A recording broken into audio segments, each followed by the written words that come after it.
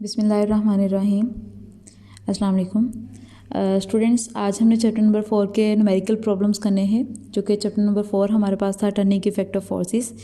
इसके numerical problems हम देखते हैं, कोशिश करते हैं हम एक ही लेक्चर में इसके न्यूमेरिकल प्रॉब्लम्स जो हैं वो कंप्लीट कर लेते हैं। ठीक है, इसके न्यूमेरिकल्स बहुत ही आसान से हैं और बस वही जो रेजोल्यूशन ऑफ फोर्सेस में आपने इसका फॉर्मूला ड्राइव किया था, एक डायरेक्शन वाला था और एक जो है वो मैग्नीट्यूड वाला था और दो कंपोनेंट्स वाले थे एफ एक्स और एफ वाई वाले, तो ज़्यादातर वही यूज़ होंगे और इसमें टॉर्क का या कपल का एक आध जो क्वेश्चन है वो आ जाएगा। तो बाकी बहुत आसान से हैं ये, इसको करने की कोशिश करते हैं।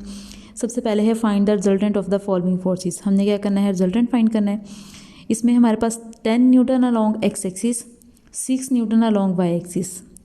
हमने वाई एक्सिस के अलॉन्ग 6 न्यूटन लिख लिया और एक्स एक्सिस के अलॉन्ग क्या लिख लिया, 10।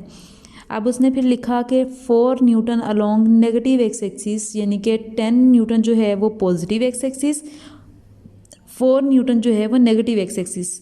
इसका मतलब ये है कि हमने 10 में से, क्योंकि दोनों एक्स एक्सिस के अलॉन्ग हैं, तो एक हमारे पास पहले वाली क्या आ जाएगी प्लस में और सेकेंड वाली क्या आएगी माइनस में, यानी हमने 4 को 10 में से क्या करना होगा, माइनस करना होगा।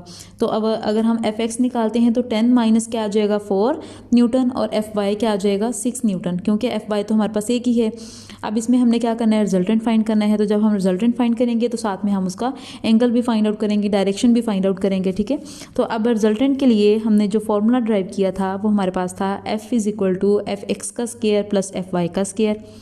एफ हमारे पास एज इट इज़ आ गया। एफ एक्स की वैल्यू हमारे पास कितनी है, 6 है, 6 का स्केयर आ जाएगा और एफ वाई की वैल्यू भी कितनी है, 6 है, तो 6 का स्केयर आ जाएगा।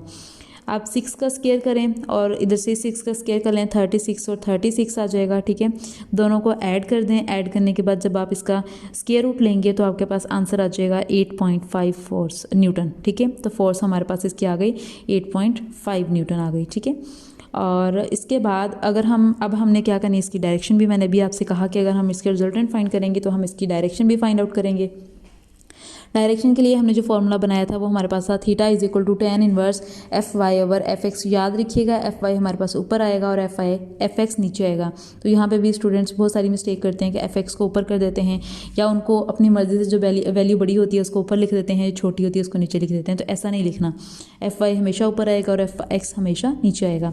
अब हमारे पास एफ वाई भी 6 है और एफ एक्स भी 6 है, दोनों कट जाएंगे तो 1 आ जाएगा। ठीक है, और tan इनवर्स आपने किस तरह से लेना है कैलकुलेटर पे, पहले शिफ्ट प्रेस करेंगे, उसके बाद 10 प्रेस करेंगे, फिर आप उसकी वैल्यू 1 है यानी तो 1 प्रेस कर देंगे तो आपके पास उसका आंसर आ जाएगा 45 डिग्री। जब भी आपने किसी साइन इनवर्स, कोज इनवर्स, tan इनवर्स लेना होगा उसके लिए आप पहले शिफ्ट को प्रेस करोगे, फिर उसके बाद आप जो भी tan है, कोज है या साइन है तो वो प्रेस कर दोगे तो आपके पास उसका आंसर आ जाएगा। लेकिन अगर आपने सिंपल tan, कोज या साइन लेना है तो फिर आपको शिफ्ट प्रेस करने की ज़रूरत नहीं है, फिर जस्ट आप साइन, कोज या tan वैसे ही प्रेस कर दें तो आपका आंसर आ जाएगा।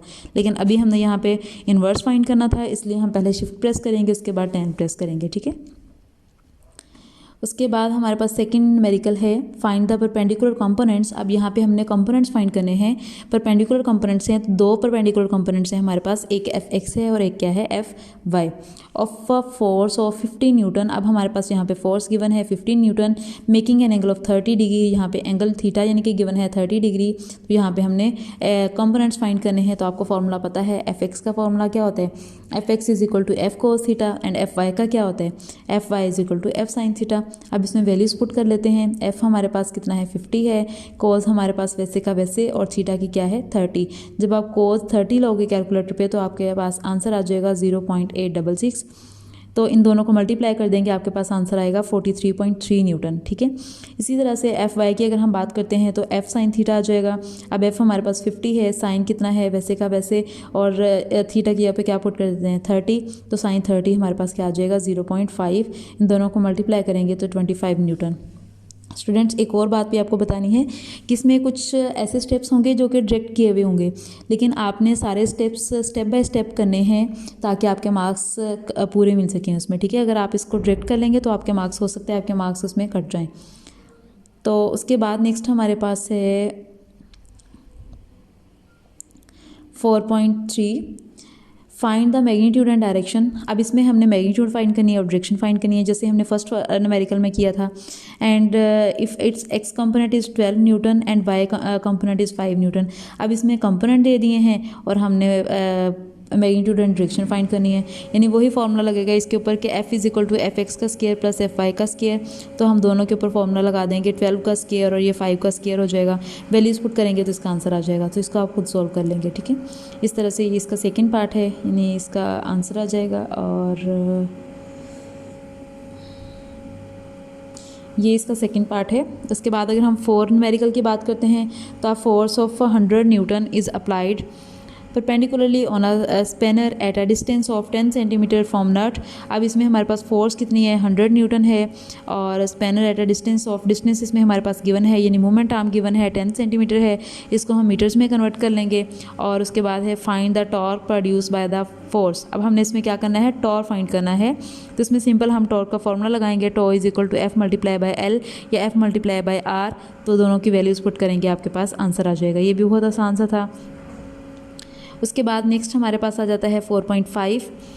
A force is acting on a body making an angle of 30 degree. इसमें हमारे पास एंगल गिवन है 30 degree with the horizontal component of the force, यानी एफ एक्स इसमें हमारे पास गिवन है 20 न्यूटन। Find the force. अब ये थोड़ा सा चेंज है क्योंकि इसमें हमारे पास सिर्फ एक कंपोनेंट गिवन है, थीटा गिवन है, और फोर्स हमने फाइंड करनी है।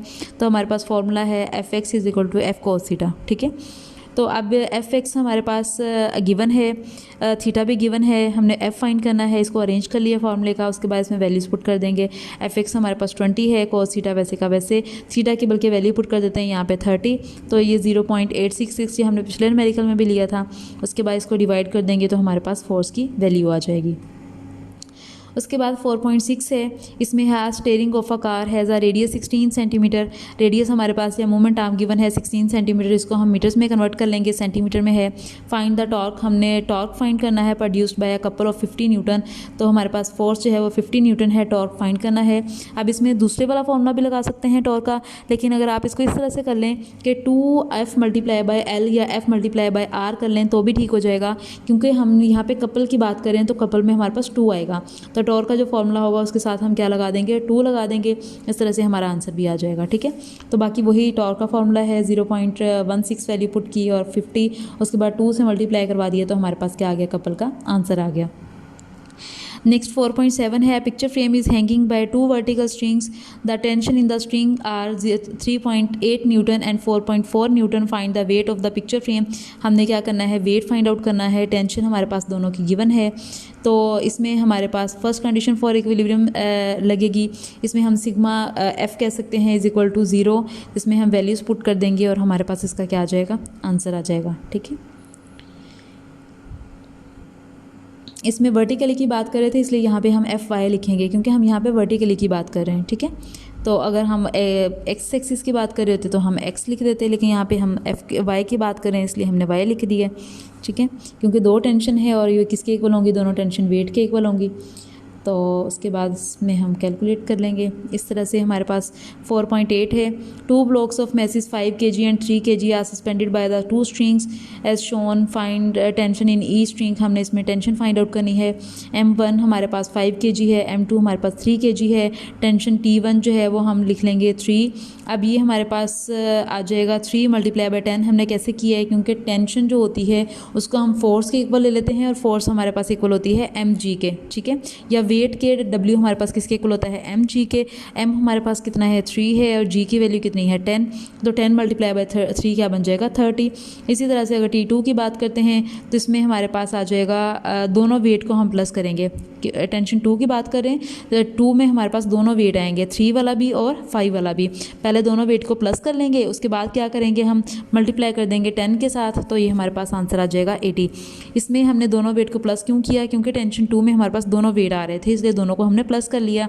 और मल्टीप्लाई 10 क्यों किया, क्योंकि हमारे पास फॉर्मूला वही है कि T is equal to W and W is equal to mg। m की वैल्यू हमने 3 + 5 कर लिया है और g की वैल्यू हमने 10 कर ली, ठीक है। तो इस तरह से 4.8 न्यूमेरिकल हो गया। और उसके बाद 4.9 है कि a nut has been tightened by a force of 200 newton. इसमें हमारे पास एक नट है जो कि फोर्स जो है वो 200 न्यूटन है। मोमेंट आर्म उन्होंने दिया हुआ है 10 सेंटीमीटर, लेकिन इसको हम मीटर्स में कन्वर्ट कर लेंगे। अब वो कह रहे हैं कि इसमें आपने क्या करना है, when length of a spanner is required to loosen the same nut with 150 newton. अब सेकेंड फोर्स हमारे पास जो है वो 150 न्यूटन गिवन है और उसने कहा है कि आपने मोमेंट आर्म जो है वो फाइंड आउट करना है। ठीक है, एक उसने मोमेंट आर्म दे दिया, सेकेंड मोमेंट आर्म हमने फाइंड करना है, तो इसके ऊपर हम वही लगा लेंगे, torque is equal to force multiply by moment arm. तो ये हमारे पास पहले हम 1 के लिए लिखेंगे और टॉर्क निकाल लेंगे, उसके बाद फिर हम दोबारा फार्मूला 2 के लिए लिख के इसमें वैल्यूज पुट कर देंगे। हम पहले लिखा tau is equal to F1 multiply by L1, F1 200, L1 0.1। ठीक है, दोनों को मल्टीप्लाई कर दिया तो टॉर्क की वैल्यू क्या आ गई 20 न्यूटन मीटर। उसके बाद हमने L2 फाइंड करना था, अब हम दोबारा से यही फार्मूला लगाएंगे, torque is equal to F2 multiply by L2। अब L2 तो हमने फाइंड करना है, F2 हमारे पास 150 है, टॉर्क की वैल्यू अभी हमने निकाली 20, तो 150 इधर मल्टीप्लाई हो रहा है, यहाँ पे आके क्या हो जाएगा, डिवाइड हो जाएगा। तो 20 डिवाइडेड बाय 150, इसको अब जब हम कैलकुलेट कर लेंगे तो हमारे पास आंसर आ जाएगा 0.133 मीटर। लेकिन मोमेंट आर्म निकाल रहे हैं तो इसको हम सेंटीमीटर में निकाल देंगे, मीटर्स को सेंटीमीटर में कन्वर्ट कर दें तो आपके पास इसका आंसर आ जाएगा। इस तरह से हमारे न्यूमेरिकल्स इसके कंप्लीट हो गए। उम्मीद है आपको समझ आ गई होगी, इसको आप अच्छे तरीके से कर लीजिएगा। आसान से न्यूमेरिकल थे इसके। जज़ाकल्लाह, अल्लाह हाफिज़।